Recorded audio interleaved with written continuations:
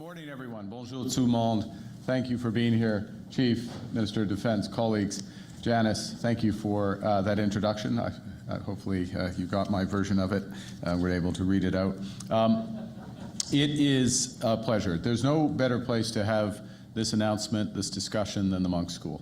It's an absolute pleasure to be here. This institution, over the course of the past two decades, faculty, students, graduates have helped shape Canada's domestic policies, our geopolitical strategies, and of course beyond our shores as well.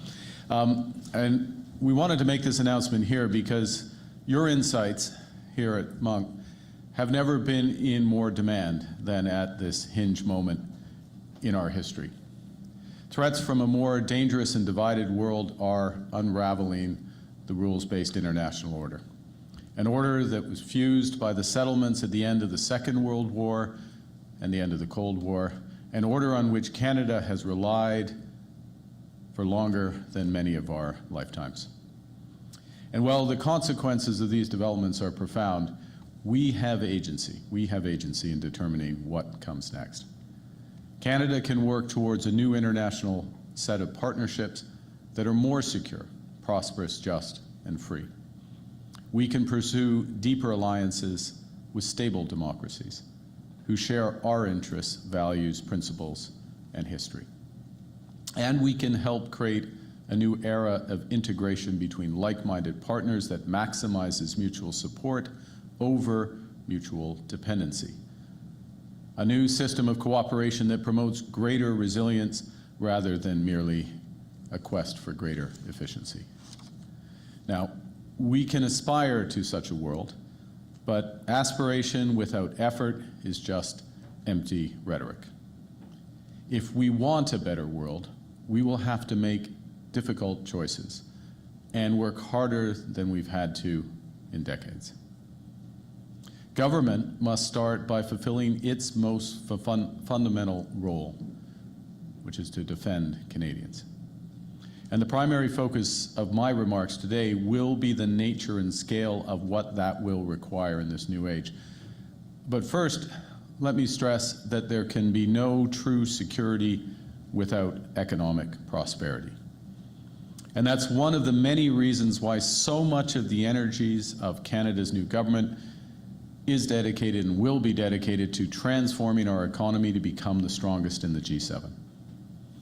Getting there will require doubling the rate of home building, creating one Canadian economy out of 13, realizing our full potential as an energy superpower, pursuing a host of other nation-building projects, and diversifying our international commercial relationships with reliable partners.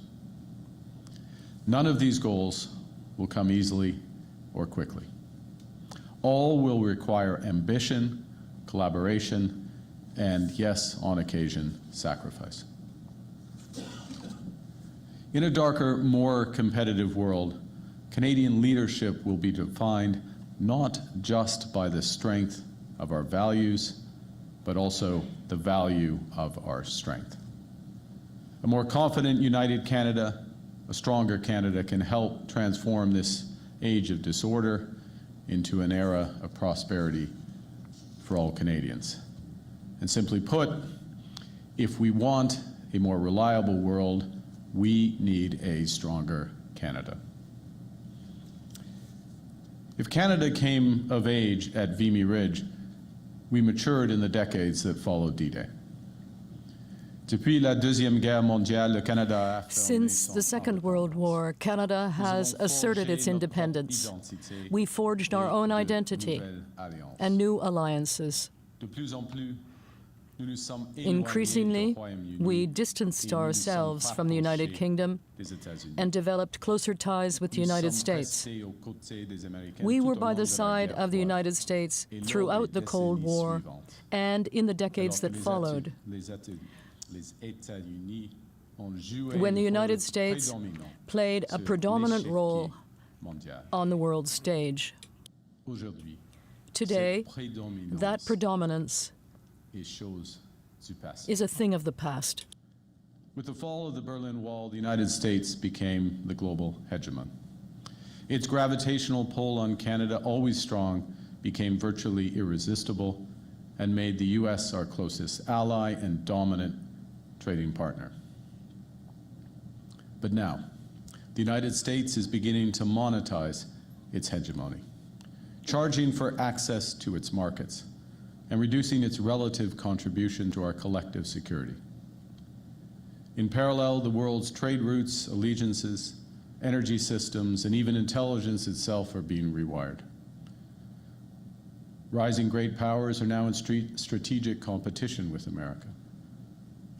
A new imperialism threatens. Middle powers must compete for interests and attention, knowing that if they're not at the table, they're on the menu. Indeed, the threats that Canada faces are multiplying. Hostile powers, including foreign governments and non-state actors, are transcending geography to threaten our sovereignty. Terrorist entities have developed new capabilities and expanded their reach to challenge global security and put our communities at risk. Cyber attacks from the other side of the world can undermine our government, bankrupt our businesses, and paralyze our infrastructure.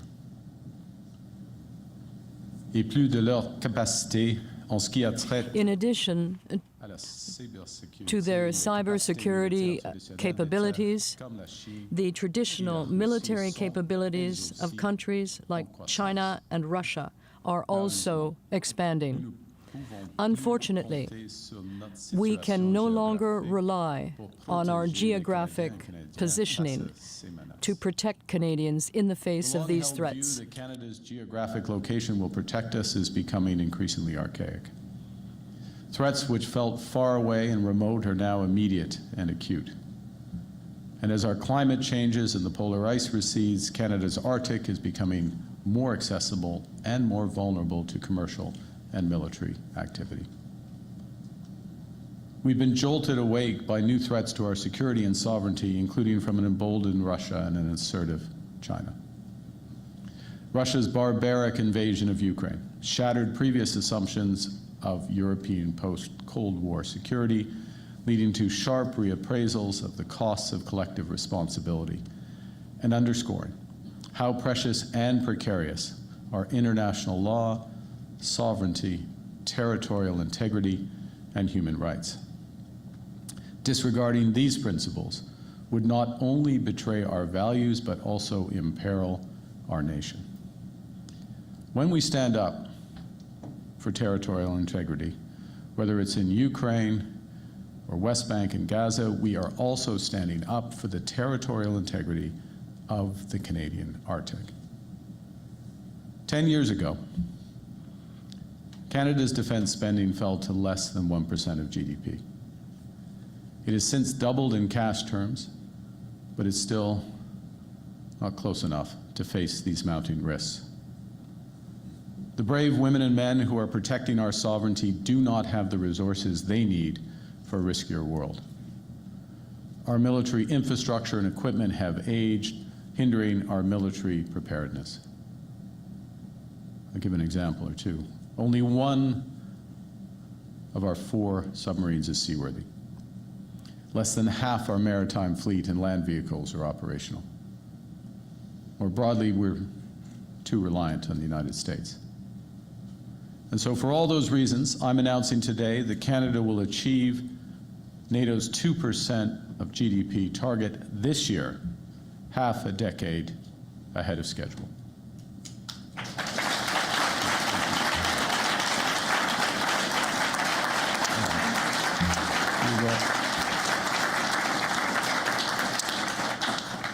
And we will further accelerate our investments in years to come, consistent with meeting these new security imperatives. We'll start by changing the way we support and invest in our armed forces. We will change the way we arm the men and women who serve, so we can fight on new battlegrounds in unfamiliar territory, so we can defend every inch of our sovereign territory, from seafloor to the Arctic to cyberspace, so we can protect Canadians, our interests, and our allies. Canada's new government will rebuild, reinvest, and rearm the Canadian Armed Forces with a strategy that rests on 4 pillars. Investing in the foundations of defense, the women and men who serve, and the equipment and infrastructure that they use. Second, we will enhance and expand our military capabilities. Third, we'll strengthen Canada's defense industry. And we will diversify Canada's defense partnerships. I call on all parties in Parliament to support these critical investments in our security and sovereignty. Our plan will help ensure that Canada is strong at home and reliable abroad. We will ensure that every dollar is invested wisely, including by prioritizing made-in-Canada manufacturing and supply chains. We should no longer send 3/4 of our defense capital spending to America. We will invest in new submarines, aircraft, ships, armed vehicles, and artillery, as well as new radar, drones, and sensors to monitor the seafloor and the Arctic. We will repair and maintain our ships, our aircraft and infrastructure that for too long we allowed to rust and deteriorate.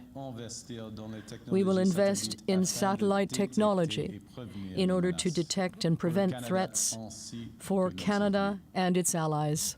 We will ensure Canada's north is protected with a larger, sustained, year-round Canadian Armed Forces presence on land, sea, and air. We will expand the reach, security mandate, and the abilities of the Canadian Coast Guard and integrate it into our NATO defense capabilities to better secure our sovereignty and expand maritime surveillance. As part of our new strategic approach to defense and security, we will also establish Borealis, the Bureau of Research, Engineering, and Advanced Leadership in Innovation and Science.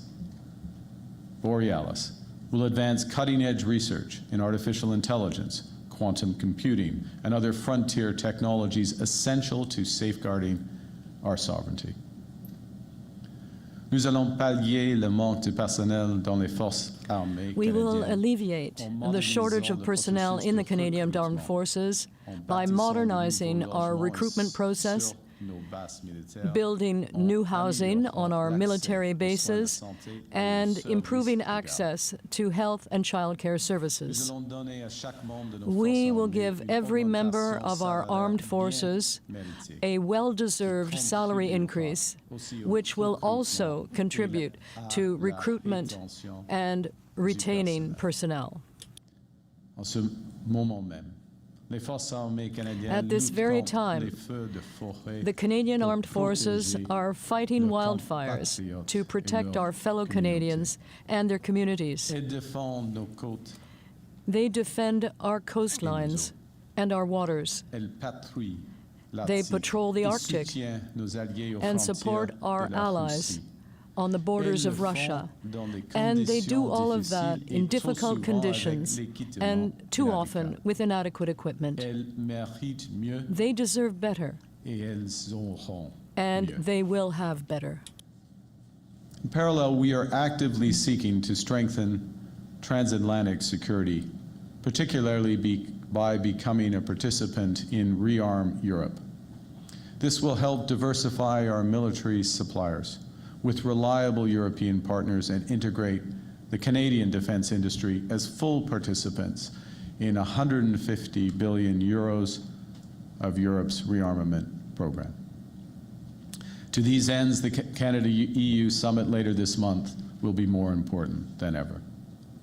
And Canada will arrive at this summit with a plan to lead, with new investments to build our strength in service of our values. This will include our support for a new NATO Defense Industrial Pledge, which will be negotiated at the NATO summit. The Defense Industrial Pledge encompasses both assets and infrastructure that support our defense goals.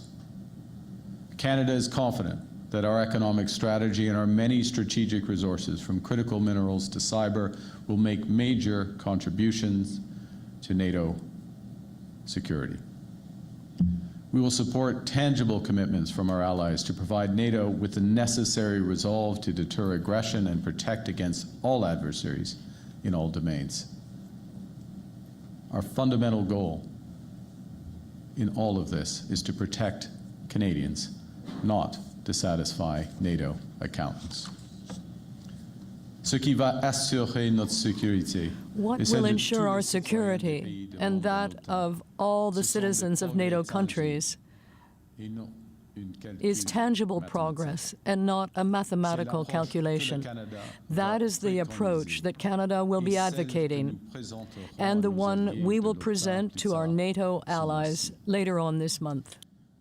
We will undertake this transformation of our military capabilities strategically, deliberately, and impactfully. Canada's Department of National Defence will immediately design a new defence policy that reflects both today's and tomorrow's threats, informed by experts, some in this room, and the experience of allies and partners, including Ukraine. We're in the process of creating a new defence procurement agency that will be guided by that new defence industrial strategy and overseen by our newly appointed Secretary of State for Defence Procurement. The Defence Procurement Agency will centralize decision-making and move at pace to get our armed forces the equipment they need when they need it.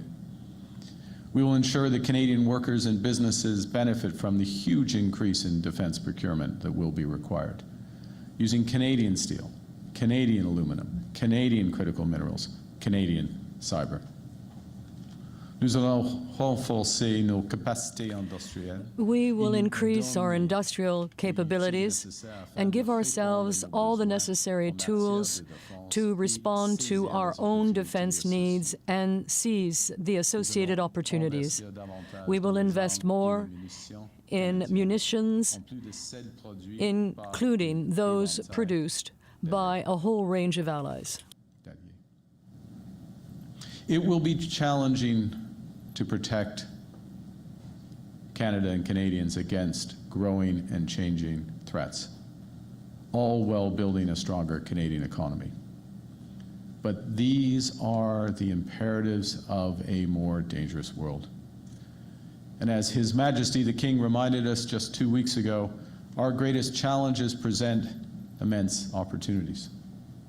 To build the military we need, we can deploy and develop Canadian innovation, Canadian ingenuity, Canadian industry.